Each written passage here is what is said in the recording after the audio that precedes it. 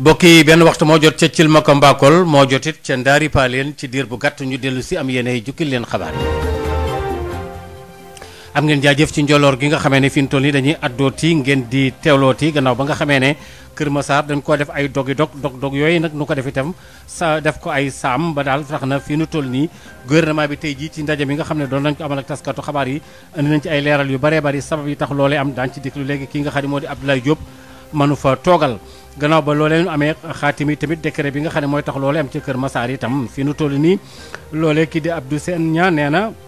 wala boog Amadou Sène Niang nee na mbir yi daal ba noppee nag dañu fa war a teg nag loo xam dafa jëm ci liggéey ci wàllu administration dañ ci dikk léegi ci biir xabaar yi li nga xam ne tam moo di ambulant yi nekk fële ca marché Thiaroye yi tey jii dañoo génn ci biti ci suba cuuy gii di wane seenu naqar ndax nee ñu mënatunoo yegg ci béréb yi nga xam ne ci la ñuy gëweeloo di jaay li ko sabab it mooy liggéey yi nga xam ne moom ci wàllu terre bi yàqal na leen lu baree bari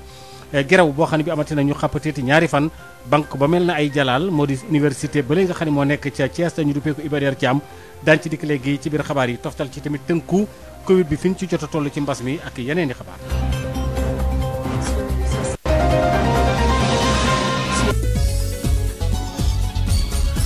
Maodo Faye am ngeen jaajëf bokk yi ci taaxeerlu ak xerawlu gi ngeen di xerawlu ci njolloor gi fii nu toll nii gannaaw ba nga xamee ne Kër Massar léegi nee ñu ko pàcc daf ko ay pàcc ngir itam mën a seet ak yaatal gu ci mën a am Kër Massar tamit léegi fii nu toll nii daal ba Pikine Rufisque yu demee noonu itam ba tax na daal gannaaw ba nga xamee ne am na décret boo xam ne bi rotoon na ci ñii di nguur gi ministre bi ñu dénk wàllu intérieur ak itam bi nga xam ne moom lañu dénk gox goxaan yi tey jii bi ñu jànloog taskatu xabaar yi andiwaat nañ ci ay leeral ak sabab yi tax ñu def loolee Abdoulaye Diop. Kër Massar ñeent fukk ak juróom-benneelu département bu Sénégal ñu bëri doo am xel ñaar ci solo sa boobu lépp ndogal jëwriñ bi ñu dénk biir réew mi ak kaaraange gi moom ne leen la gisee di wax li ko waral Antoine Félix Diome. li ci ëpp njariñ mooy da ngay fexe ba fa ñuy jëlee dogal yi ak fañ koy coordonné di fa jël li nga xamante ne moo yitteel askan wi gën leen jege looloo tax président tegal leen fa préfet tegal leen fa ñetti sous préfet ak ni ñu seetloo Kër Massar ni mu amee doxalin bu gaaw ci wàllu économie mu ni kon gën a baral li nga xamante ne mooy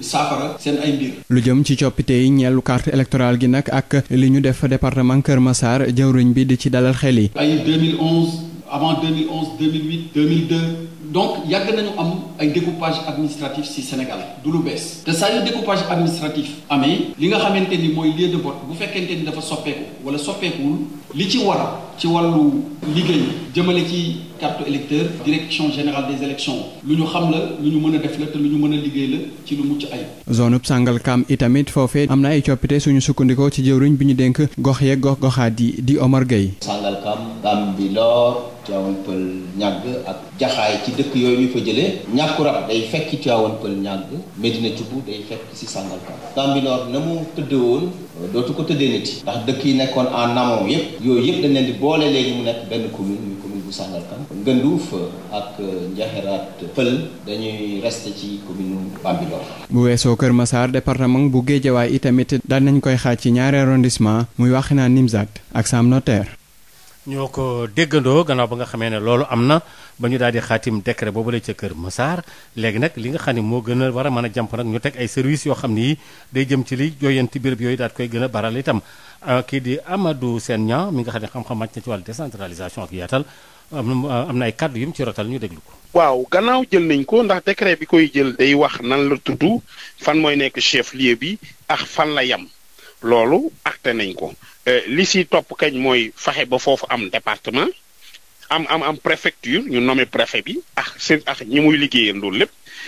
gannaaw créé nañ ñetti arrondissement day am ay sous préfecture à Yeumbeul sous préfecture de Malika sous préfecture de Jaxaay donc foofu aussi dañ fay nommé ay pas fal dañ fay tabba ay sous préfet ak ñi ñuy liggéeyal ba pare. lu yam si lool rek dañu war a am ay services déconcentrés maanaam gouvernement bi si boppam ministère bu ne war na fa am un représentant muy li ñuy woowee les services déconcentrés de l'État les services départementaux loolu nag dafa laaj koom bu bari dafa laaj xaalis pour tabax ay équipement wala louer ko pour équiper ko ma pare pour affecter fa personnel bi si war pour ñu mën a fonctionner li ko waraloon rek mooy fexe ba bërëbu dogalukaay yi jegeñ askan wi ndax décentralisation moom dañuy wax nag ne ku la gën a jegeñ moo la gën a mën a doxal ak dogal donc fexe ba administration bi jegeñ administré yi loolu lañ si doon viser même bu fekkee dañu jàpp ni ndax looloo gën a tax ñu wax ko benn mooy ñu fexe ba waa Kër Massar bañ a demati ba Pikine taaku daan nga xamante ni moo ne woon chef lieu département bu Pikine ndax nee nañ dafa sori bi si topp mooy dina mën a permettre nguur gi mu xeex mbënd mi loolu nag moom dama si def ab tombab laaj rek ndax gëm naa ni du loolu mooy saafara mbënd mi loolu daal mooy li nga xamante ni moom la ñu war a jël muy dogal yu gaaw pour jëmmal ko. li aju tamit ca Caaroy buñ ca demee ak Moussa Thiam ambulant yi nga xam ne seenum njaay dañ koy gàddu di gëweelu ngir itam mu mën a jar dañoo mer ba futtu ndax tey ci suba dañu ne wëllu ci biti di wane seenu naqar bokk na ci li leen metti lool mooy liggéey bi nga xam dafa am ci wàllu teer bi ba daal yëf yi mënta dox Moussa Thiam. waaw kon ñi nga xam ne ñi moom la ñuy duppee ambulants yi nga xam nag daanaka maquette man sax la leen gën a xamee foofee ca marché Thiaré nag ñoom daanaka dañoo organiser benn marche ndaxte ba ñu xëyee tey dañoo ñëw rek ñu fatt yoon yi nga xam ne nag foofu lañ doon jaar daal pour mën a dugg foofee nga xam ni mooy seen place boobee ñu ngi woowee maquette foofee nag daanaka marché la boo xam ne am na daanaka daal toll na ëpp sax fanweeri at yoo xam ni nit ñi fa la ñuy yëngatoo di fa jënd ak jaay ci li ci jëm foofu nag daanaka ñi nga xam ne moo di ñooñee maquette man yi ba ñu jógee daal dañoo mujj dem sax ca mairie ba bëgg koo daal saasay waaye nag li nga xam ne moo di takk der yi dañoo taxaw seen kanam ñu daal di dellu nag daal di jël li nga xam ne moo di tali icot maanaam tali jàllo bi pour dem nag ca kër maire ba waaye foofee tamit dañ fa tombek ñi nga xam ne ñoo di ñi nga xam ne daal ñoo di takk der yi boo tax ni nag pour aar kaaraange borom kër gi nga xam ne moo di maire Thiaroye bi waaye nag lu ñu si mënti wax rek mooy ñii li ñuy lu leen merloo daal moo jëm ci li nga xam ne moo jëm ci la ñu fatt yoon yi kon nuñ ko waxee ndaxte nag ñoom jàpp nañ ni foofee nga xam ne mooy yoon bu ñuy jaar pour dem seen bërëb liggéeykaay boobu dañ koo fatt tey nag ba ñu xëy nag jàpp ni ñoom ñoomee yàq nañ di danka xam ni ko mel lu waral loolu nag ndaxte jamono ji nga xam ne nag TER bi dañ ko war a commencé ndaxte nag ñoo ngi ci phase essai yi boo tax ni nag loolee day laaj ñu jëfandikoo courant boo tax ni nag ñu fatt bërëb yooyee moo tax nag li jëm ci fànn woowee ñu daal di koy fatt nag boo tax ni pour indi kaaraange ci lu wër li nga xam ne moo di TER bile waaye nag loolee ñi nga xam ne ñoo di nag maquette man yi mënuñu koo dégg ak seen nopp ndaxte nag ñoom jàpp nañu ñooñee dañ leen xañ seen i bërëb liggéeykaay ñu wutal leen nag pexe nu mu gën a gaawee loolu nag mooy situation bi nga xam ni jamono bi seetlu nañ ko foofee ca Thiaroye fi nga xam nag maquette man yi tey dañoo génn wane seen bopp taal sax quelques pneus si yenn yoon yi bu wane rek daal li ñuy fàtt yoon yi naqari na leen loolu Alaaji Maodo Faye ñu ngi lay jaajëfal bu baax a baax kooku di Moussa Thiam ci banlieue bi geraw bu amati ca université ba la ñu duppee kii di Iba Der Thiam ñaari fan yàlla la gaa yi xappati étudiants yi ak itam intersyndical bi nekk foofu la jàngalekat itam bokk ca tax daal ñoom nee ñu fi mu toll nii dañoo bëgg nag liggéey bi ñu baral ko ndax daal dafay yeex lool doxin wi xawef na ko mën a gam-gam lekk wow kàkkatar ñu ne déetewaay ñu ne nag duna faste xànc ak morom ja mbaalu koy wundu cool yi na kur ba daal tey ji ñaari fan moom nee ñu téye nañ ko daal seen bopp Alioune Badara Diop kenn la ci ñoom kaddu yi la wax ñu de. ñun naxaate yooyu nañu xajul nee naa la suñu àq ak suñu yelleef dañ ko salfaañe waaye ñun dinañ xeex ba jotaat si ndax lu mu laaj ñoom lu ñu gis ba def loolu ñun gis nañ lu ko raw teg nañ suñu bët foo xamante ni war nañ mën a délivrer les étudiants de leur mot ñun si boppam ñooy ndaw yi nga xamante ni ñoo war a taxaw étudiants yi ba lépp leen metti war a faju te bañu ñu si sax ba année blanche maa ngi ko doon wax léegi waaw te bu gënee sori sax bañu ñu si ba duñu jëlati benn nouveau bachelier tant que problème yëpp réglé wu. yéen a ngi wax baccalauréat li ci des bareetul te am na ñu amoon bac daaw ba léegi daanaka soreeguñu. waaw am nañu amoon bac daaw ba ren am nañ fi lu ëpp 4 mois même 5 mois te mosuñoo tàmbali cours. tàmbali ñoo cours ndax amuñu fu ñuy dugg ñoom amuñu fu ñuy dugg parce que université Thiès si boppam c'est un site vide c'est un terrain nu loolu mooy dëgg bi si foofu duggee da ngay mel ni yaa ngi nekk lycée est-ce que loolu normal la yéen mën ngeen ko gisal seen bopp donc loolu moo nekkoon tey li nga xamante ni moo ñu yëkkati ba ñu nekk si mouvement d'humeur. tey ñaari fan du ngeen jàng. ñaari fan duñ jàng teeñ la rek yan bi ñëwagul waaye bu yan bi ñëwee état yaakaar naa dina xam ne bu baax mi ngi jouer avec le feu non seulement liggéey bi tàmbaliwuñ ko waaye as tout table banc yi nga xamante ni moo waroon ñëw si ñun dañoo jël xaj ba jox ko EPT nga xamante ne revendiqué wuñu amuñu benn problème ñun ñuy nekk sur le terrain ñun nga xamante ni ñooy baadoole yi peut-être di wàcc sur le terrain weeru koor ñun ñuy xare badar di dox ba jëm ñaajo ñun ñu doon revendiqué mënuñu sax am as tuut loo xamante ni mën nañ ci jàpp ba gis leneen amuñu ko table banc yi dañ ko jël xaj ko jox loolu ñàkk respect bi nga xamante ni nguur gi ñàkk na ko respect man gis nga ñun la ñuy laaj mooy chantier yi pare nu ñuy def ba chantier yi pare suñu yoon nekk si boo nekkee ci kër nga nekk njëwriñ gi wala nga nekk magum kër gi sa papa dénk la kër gi teew kër gi amoo fi yëy amoo ci yàbbi waaw kooku est-ce que mag la mag dina def loolu est-ce que taaw dina def loolu kilifa du def loolu donc comme au vu de tout cela là moom mënu cee yàbbi peut-être incompétence la on parle directement au président Macky Sall ne ko kat sa ministre bi nga fi teg da lay gën a yàqal di la gën a yàqal ndax étudiants yi gisuñu benn yoon lu ñu fi def surtout université de Thiès te université de Thiès rek moom ngeen gis parce que fii ngeen ñëw mais l'ensemble des universités du Sénégal lii la ñuy dund tey te ñooñu bis bu ñu wàccee fii nii dootul doy. mais dox ngeen fi ba jam ñaaje si koor gi def ngeen fi marche mais mel na ne amul saafara ndax nguur gi kon day wane ne université de Thiès moom peut-être yëgul leen. xam nga nguur gi ci folklore lay dox loolu ñëpp xam nañ ko parce que su fekkee ni yow dëgg moo la ñor su fekkee ni yow njàngum sa ndaw réew yi moo la ñor di nga tal leneen balaa ngaa tabax quoi que ce soit wala ngay dugg ci futilité wala loisir di nga commencer ci li nga xamante ne mooy sa devoir et sa devoir mooy enseignement du Sénégal nga fexe nu mu ñoŋee ci kaw parce que ñooñu ëllëg ñooy taxawal Sénégal ci grandes instances yi ñooñu ëllëg ñooy tax Sénégal mën a dem di concurrencer ak yeneen pays sur le plan intellectuel. li aju tamit ci wàllu Covid bi moom la ñuy daal di tënk fii nu toll nii tembe am na ñaar ñu faatooti ci wàllu mbas mi ñeent fukki nit ak juróom yoo xam ne nee ñu xayma nañ ne gàddu nañ doomu jàngoro ji fanweer ak ñaar ñoom wàllante ci biir askan wi ci la ñuy jógee ci ñeent fukk ak juróom yooyu de ñaari téeméer ak ñaar fukk ak juróom-ñeent yoo xam ne dañoo tawat ba fi ñu toll ñu ngi xool seenu yaram ñaari yoo xam ne ñoom ñu ngi ci sauvetage muy cas grave ñaari junni ak fanweer ak ñaar la ñu daal di ñàkk démb lépp nag bu ñu ko xayma toll na ci ñeenti téeméeri junni ak juróom fukk ak juróom-ñett yu toftalu téeméer ak juróom benn fukk ak juróom-ñaar ba nga xamee ne tàmbali nañu ñàkk yi ba léegi ñu dem ci wàllu tàggat yaram.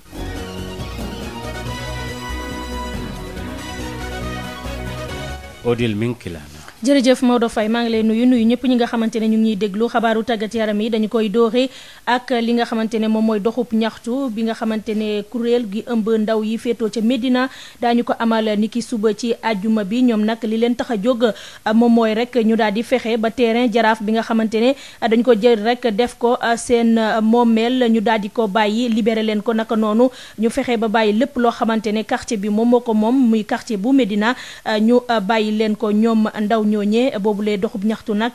nee nañu daañu ko dooxee ci juma omarienne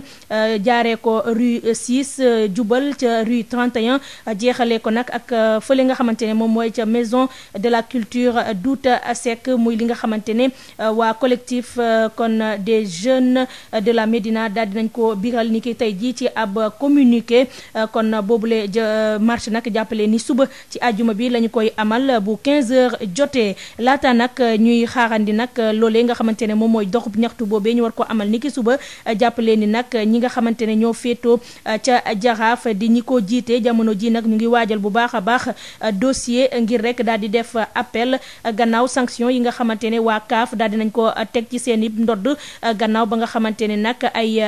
incident nemmeeku nañ ko di ay jàppante ci jongante bi doxoon ci diggante jaraaf ak Coton Sport bu Cameroun te stade Lat Dior bu Thiès loolee jëm ci li nga xamante ne moom mooy quart de finale coupe CAF bi bu ñu sukkandikoo nag ci secrétaire général bu jaraaf bi di Léonard Diagne nee na kon jury disciplinaire bu CAF dafa daal di def lu ko neex ndax lu ni mel duñ ko nangu benn yoon Léonard Diagne la ñuy teewlu ci micro wu El Hadj Malick Ndiaye. waaw parce que dañu jàpp ne décision bi du décision bu jaadu li CAF def jaaduwul loola tax ñun tamit dinañu sukkandiku ci règlement yi daal di intercepter appel. ndax commencé ngeen rek defar seen dossier ci wàllu appel boobu. loolu moom tollooguñ si yem leen ci lu ñu waxagum rek mais ñun dinañ intercepter appel bu jotee dinañ ci communiquer ci kàttanu yàlla. waaw naka lañ nag ñu suspendre di dundee li nga xam ne mooy dal seen kaw. bon ñooñu tamit loolu du seen problème ñooñu li ñu leen wax nañu continuer dem jouer ji seen football ñun dirigeants yi ni ñu war a def dinañ ko def bu jotee. kàdduy secrétaire général bu jaraaf di Léonard Diagne ci fàttali nag jury disciplinaire bu CAF nag ni ki démb la daal di suspendre ki nga xamante ne moom mooy vice président wu jaraaf di Youssou Diall ci lépp loo xamante ne yëngu-yëngu la jëm ci wàllum football diirub ñaari at naka noonu joueurs yi di Mamadou Sylla ak Albert Diène ñoom juróom-benni weer yoo xamante ne duñu bokk ci compétition interclub yi naka noonu nag club bi dina fay ab amende bu toll ci ñaar fukk ak juróom-benni million ci suñu koppar dañuy daal di des nag ci waa jaraaf ak li nga xamante ne moom mooy match retard di jongante dabu bu fukk ak ñeenteelu bëccëg Ligue 1 sénégalaise bi tey nag daañu amal boobu lay jongante ci digganteem ak Mbour Petite Côte loolee bu juróomi waxtu ci ngoon jotee la ca stade stade Lamine Gueye ci boobule waxtu nag jàppale ni fële ca stade Alassane Djigo bu Pikine AS Pikine mi nga xamante ne moo féetoo ci ñaareelu place su classement bi moom nag mooy dalal leader bi kii féetoo ci place bu njëkk bi di Teungueth FC muy jongante bu am solo boo xamante ni nag ñu ngi ciy xaar lépp ngir rek daal di jeexal li nga xamante ne moom mooy fukk ak ñetteelu bëccëg Ligue 1 sénégalaise bi loolee tamit jongante dabu la ñu wax ci li nga xamante ne moom mooy préparation match amicaux yi gaynde yu Sénégal yi nag daañu tàggatu niki tey ji foofee ca stade Lat Dior bu Thiès nee nañu nag bile galo kenn du ko teewee ñoom yi neen la loolee nag bu 17h jotee ci nag la ñu koy amal gaynde yi nag di waajal lii di éliminatoire coupe du monde 2022 ñoom nag daañu jongante xarito ak ñi nga xamante ne ñoom ñooy waa Zambie ni ki samedi bi ñu dëgmal foofee ca stade Lat Dior bu mardi bi ñu jëm nag bu jotee daañu laale ak Cap Vert ci boobule stade ba léegi bu ci lu jëm ba tey ci coupe du monde kon 2022 bi jàppale ni zone Amérique du Sud ñoom ñu ngi amal li nga xamante ne moom mooy seen juróom-ñaareelu bëccëg éliminatoire yi kon tey ci guddi programme bi nii la tëddee bu 20h jotee Bolivie ak Venezuela ñoom ñooy laale 22h Uruguay ak Paraguay 0h Argentine Chili Argentine Maodo Faye am na nag lu mu lay fàttali. waaw Lionel Messi kon loolee ni ki tey ji la bu 0h jotee 2h du matin nag Pérou ak Colombie ñoom ñooy laale beneen xabaar bi nga xamante ne jot nañ ko sànq moom mooy lu jëm ci Jeux olympiques Tokyo 2020 la woon ñu mujj ko pousse ba 2021 waaye jàppale ni ba tey loolee dara leeragu ci ndax ñi nga xamante ne ñoom ñooy njiit ya foofee ca kon Japon ñu ngi wax ni boo moytuwul daañu ko amal ci huis clos dina doon nag gulet ñu koy amal. incha allah jërëjëf Odile ñu ngi lay jaajëfal bu baax a baax ci loolu benn waxtu moo dem ba fekkoo fukki minute ak juróom-benn ñu dem ba Tambacounda Boy Djiné jàppaat nañu ko gannaaw ba nga xam ne rëccoon na rëccati bi yoon nag fi mu toll nii moom ca Tambacounda nee ñu gars yi waa karange gi jàppaat nañu ko Boubacar Tamba jàppaat nañu Boy Djiné. waaw li nga ko waxee moom noonu la Maodo Boy Djiné jàppaat nañ ko tey si suba ñi nga xamante ni ñoo takk der yi ñoo ko teg loxo ci booru dëkk bi ñuy wax Missirah digganteem ak Tambacounda toll ci fanweeri kilomètre ak juróom benn moom daanaka Boy Djiné jëbbal nañ ko fi nga xamante ni mooy légion bu gendarmerie bu Tambacounda mu ngi si loxo way takk der yi foofee fi mu nekk nii kii nga xamante ni moom mooy colonel légion bi di colonel Mané war na am ak taskatu xibaar yi ak jàkkaarloo pour expliquer ci anam yi nga xamante ne moom lañ ko jàppee li weer ci way moo di ne lii mooy ñaareel yoon ñu koy jàpp fii ci Tambacounda bu njëkk ba bu ñu fàttalikoo ñu ko jàppee woon fu Sénégal fekkee dig ak réewum Guinée ci frontière bu ñuy wax Kalifourou boobu ñu ngi ko fekkoon ak benn benn soxna bu ma àndaloon ñu fekkoon ko tamit mu am juróomi passeport yu juróomi réew yu wuute donc ñu jëbal ko fii commissariat police bu Tam mu amoon ay kaddu yu daan wax sax jëbal foofu si commissariat bi di naan nañ ko atte mu ngi doon artu Sidiki Kaba jamono boobu moo nekkoon ministre de la justice naan nañ ko atte boobu moom mu seet neneen lu muy def xam naa neneen lu muy def noonu moom la defaat nii maanaam rëcc kaso waaye nag tegaat nañ ko loxo fi nga xamante ni mooy Tambacounda muy lu wér dinañ déglu bu si kanam xam ne mooy colonel David Kovia Mané war na jàkkaarloog taskati xibaar pour expliquer ñu nan la demee ak lan lañ fas yéene def ak moom ndax dañ koy jëbal Ndakaaru dinañ ci am lu leer bu ci kanamee tuuti Maodo Faye. jërëjëf kon nag ñu daal dem ci ki ñi daal di Amadou Sène Niang xam-xam màcc lépp loo xam li jëm na ci wàllu décentralisation ak yaatal ak yu demee noonu ak dog-dog yi nga xam def nañ ko Kër Massar jokkoom ak El Hadj Malick. Sud FM ganu bés bi. ñu ak Amadou Sène Niang ñu ngi lay nuyu. ñu ngi lay fay Malick. yow nag da ngay jàngal lu jëm ci wàllu décentralisation gis nañ nag démb la ñu dëggal ne def nañ Kër Massar département léegi nag lan moo ci war a topp ginnaaw bi ñu jëlee décision boobu. waaw gannaaw jël nañ ko ndax décret bi koy jël day wax nan la tudd fan mooy nekk chef lieu bi ak fan la yam loolu acté nañ ko li si topp kañ mooy fexe ba foofu am département am préfecture ñu nommé préfet bi ak ñi muy liggéeyandoo lépp gannaaw créé nañ ñetti arrondissement day am ay sous-préfecture à Yeumbeul sous-préfecture de Malika sous-préfecture de Jaxaay donc foofu aussi dañ fay nommer ay pas fal dañu fay tabba ay sous-préfet ak ñi ñuy liggéeyal ba pare lu yam si lool rek dañu war a am ay services déconcentrés maanaam gouvernement bi si boppam ministère bu ne war na fa am un représentant muy lu ñuy woowee les services déconcentrés de l'État les services départementaux loolu nag dafa laaj koom bu bari dafa laaj xaalis pour tabax ay équipement wala louer ko pour équiper ko ba pare pour affecter fa personnel bi si war pour ñu mën a fonctionner li ko waraloon rek mooy fexe ba bërëbu dogalukaay yi jegeñ askan wi ndax décentralisation moom dañuy wax ne ku la gën a jegeñ moo la gën a mën a doxal ak dogal donc fexe ba administration bi jegeñ administré yi loolu lañ si doon viser même bu fekkee dañu jàpp ni ndax looloo gën a tax ñu wax ko benn mooy ñu fexe ba waa Kër Massar bañ a demati ba Pikine daagu daan nga xamante ni moo ne woon chef lieu département bu Pikine ndax nee nañ dafa sori bi si topp mooy dina mën a permettre nguur gi mu xeex mbënd mi loolu nag moom dama si def ab tombab laaj rek ndax gëm naa ni du loolu mooy saafara mbënd mi loolu daal mooy li nga xamante ni moom la ñu war a jël muy dogal yu gaaw pour jëmmal ko. waaw léegi nag lan muy indi ak coppite ci li nga xam ne jëm ci wàllu sur le plan administratif coppite nan lay doon. waaw coppite yi dina am solo ndax wax naa ko léegi di nga gis ni dogal yu bëri léegi dootul tukkeeti si département bi fële si Pikine dañ koy mën a xalaat dogal ko à partir de Kër Massar donc day gën a jegeñ askan wi si wàllu déconcentration maanaam banxaas yi toogal nguur gi dinañ gën a jege si waa Kër Massar mais beneen bi Kër Massar benn day nekk ay commune ñetti commune juróom-benn commune lay composé bu nekkee juróom-benn commune yu taxaloo ko nekk benn dañ koy def ville ndax loolu la acte 3 bi wax bu ñu ko defee ville dañuy am la ville de Kër Massar bu nekkee ville de Kër Massar nekk département de Kër Massar nekk collectivité locale parce que banxaas yi nekk am si wàllu décentralisation si Sénégal ñaar la département ak commune mais dañ ne si acte 3 bi fu ñu fekk ay communes yu taxal ko nañ ko jël def ko ville du tere communes yi am donc dinañ am les communes de Yeumbeul Nord Yeumbeul Sud Malika Kër Massar Nord Kër Massar Sud et Jaxaay donc communes yooyu dinañ ko am mais dinañ bu ñu amee seen suuf si dajaloo ñu nekk benn dañuy créer ville de Kër Massar après nag dem si niveau départemental mu war a am conseil départemental mais ba tey si acte 3 dañ ne territoire département ak territoire ville saa suñu tolloo ba tolloo rek la département ba waroon yor dañ koy jël jox ko ville bi comme ni mu amee tey yi si Dakar Pikine ak Guédiawaye ndax foofu ay ville lañ mais aussi ay département lañ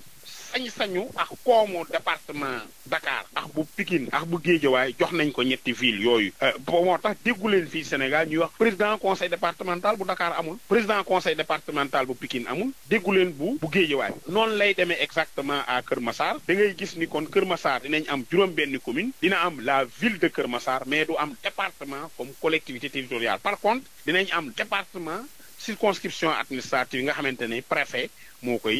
koy jiite loolu nag bu boobaa ay élus la ñuy doon ñu ñuy fal lañ nga xamante ni mooy ville de Kër Massar ak communes yi ña koy gérer ay conseillers la ñuy doon élection yi dinañ wax nan lañ leen di fale. waaw léegi nag lan moo tax rek ñu def Dakar bàyyi gox yoo xam ne pourtant am na incohérence loolu tam naka nga ko jàngatee. waaw décret bi ñu wax nii dafa jooyan ni ñu doge woon communes yi nekk ci Sénégal mais bari na lool. mais li ñu seetlu si décret bi diggante Mbambilor ak Sangalkam rek la ñuy jooyanti ndax dëgg la Mbambilor da nga doon tàmbalee kër Daouda Sarr dugg romb ko kër Ndiaye Lo ba Njaxiraat nga dugg commune de Sangalkam nga daw Njaxiraat Sangalkam Noflaay nga génn Noflaay yaa ngi commune de Bambilor loolu newoon na lu yanuwul maanaam moo tax ñun ñëpp dañuy nangu ne dañuy d'accord ni jooyanti boobu baax na correction des incohérences surtout que bokkoon na si li taxoon a jug acte 3 wante du fii rek la am na Malicounda am na Gandon am na partout au Sénégal boo demee diggante Toubacouta ak Bettenty boo demee Kolda boo demee dans le Jolof demee département Linguère Fouta partout dans le à Xawre zone yooyu yëpp ay incohérence yu rëy moo fa am taxul changé ko loolu jaaxal ñu lool est-ce que du ministre bi moo fa dëkk moo tax ñu joyanti ko est-ce que du peut-être région de Dakar enjeu yi fi am moo tax ñu joyanti ko loolu nekk na lu ñu yéem surtout que fii nii si Dakar au lieu bi ñu dindee une portion du territoire de Bambilor au lieu ñu def ko commune comme ni ñu ko defee Kër Massar Sud dañuy jël taf ko muy rattaché ko ci commune de Sangalkam naka jàng tamit décision bi nga xam ne jël nañ ko ci waxtu yi nga xam ne jàpp nañu élection locale yi mu war a am nag ci janvier atum 2022. waaw fekk élection yi ñaar téeméeri fan ak fanweer ak ñeent moo si des. kon ñëw na nga jël dogal bu ni mel nga xam ne day changer carte électorale mooy fan ak fan la ñuy voté day changer ndax créé nga ay département yu bees ak i arrondissement yu bees sous préfecture yeeg yooyu day changer nga muy changer carte électeur yi ñuy voté ndax bu tey yow da nga dëkk tuddoon daan voté dëkk bu ñu naan Kër Massar déggutuñ ko comme commune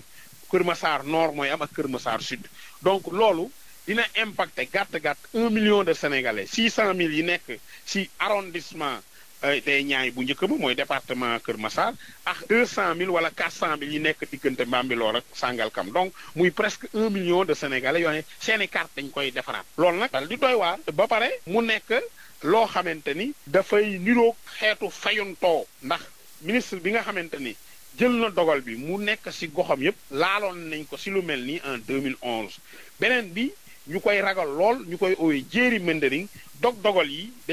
day niroog dogal yoo xamante ni nekkul lu dul pour gagner ay élections loolu moo tax souvent dañuy wax ni Sénégal li fi gën mooy un schéma de cohérence territoriale nga xamante ni dañ koy am une approche globale jël ko teg ko ci temps liggéey ko ba mu baax planifier nan lañ koy defee sur le long terme ba nga xamante ni nañ am ay collectivités locales yu baax ay circonscriptions administratives yu baax yu am jëmm yu am ñam comme ni ñu koy waxee pour mën a doxal développement Sénégal. Amadou Sène Niang ñu ngi lay sant di la gërëm bu baax a baax. jërëjëf Malick. di fàttali yow nag expert nga ci wàllu décentralisation. La revue de la presse sur Sud FM. Sud Quotidien, Walf Quotidien, Le Soleil, Le Populaire, L'Obs. La revue de la presse sur Sud FM. Écoutez la différence. Ah, j'adore l'instant où je savoure ma boisson punch. De nouveaux goûts incomparables avec ses différents parfums: orange, pomme, mangue, ananas, coco, limonade et cola. Punch, le goût bien de chez nous. Votre boisson punch vous offre la revue de presse. ndoxu waalo ndox mu neex saa yu ñu mare naan waalo la ñuy taamu dafa sel woyof te neex a naan ndoxu waalo moo baax si bépp xew fu mbooloo mi dajee waalo mooy teraanga bi ñuy séddoo butel bi neexatee neex a yóbbaale te ñaar fukki dërëm rekk lay jaar ndoxu waalo. DSL jàppoo sel la liggéey DSL Inco représentant exclusif bu marque Inco fii ci Sénégal suñuy couleur ñépp ko ràññee ci réew mi jaune ak noir toujours copié mais jamais égalé promo bu mag ci ndéwénal spéciale promotion ndéwénal ak une réduction de 5% ci DSL wàññi na 5% ci lépp lu ngeen fa mën a jënd dañ leen di proposer suñu gamme outillage de qualité yéen ouvrier yi yéen menuisier yi yéen maçon yi yéen industriel yi électricien yi entreprise de bâtiment yi spéciale promo ak une réduction de 5% spéciale promo ndéwénal la ko DSL Inco tuddee ci suñu gamme d'outillage de qualité visseuse sans fil perceuse sans fil meuleuse marteau-piqueur chaussures de sécurité yi ndaxte nag chantier bu ne daa war a am chaussure de sécurité am gant am it casque te bu ñu ñëwee ci chantier visiter le fekk amoo chaussure de sécurité amoo casque mën na ñëw tëj chantier ba de scie circulaire compresseur à air scie sauteuse perceuse à percussion tronçonneuse ponceuse tondeuse à gazon groupe électrogène nag puissance boo ci bëgg poste à souder aspirateur motopompe pour seeni tool ak seeni forage machine coupante aluminium bois carreau transpalette lamplette yu am design équipement de construction loo ci soxla torche serrure cadenas lépp loo xam ne da leen di accompagner ci ce chantier pour yéen automobilistes yi nag lépp loo xam ne da ngeen ko soxla ci pack d'outillage yéen mécaniciens yi lépp lu ngeen soxla ku soxla visseuse sans fil écrou ak gonfleur ventilateur batterie rechargeable DSL Inco daal promo bi rëy na promo ndéwénal bii kenn xamul foo koy waxee promo ndéwénal bii benn la DSL Inco 28 rue Grand Sla angle Fleuris 33 822 11 04 DSL Inco Parcelles Assainies jano ak police Parcelles Assainies 33 835 39 29 wala 77 569 59 65 wala 77 927 37 30 Inco Mbour Sali Carrefour 33 957 76 96 DSL Touba Darou Marnane 78 195 18 50 DSL Jàppo Sell la liggéey avec la marque Inco suñu couleur jaune et noir toujours copié jamais égalé. Établissement Mbaye et Frères nekk spécialiste ci lépp lu jëm ci tabax kër ngir mu mucc ayib te taaru lu ci mel ni aluminium pour bâtiment fenêtre porte ak protection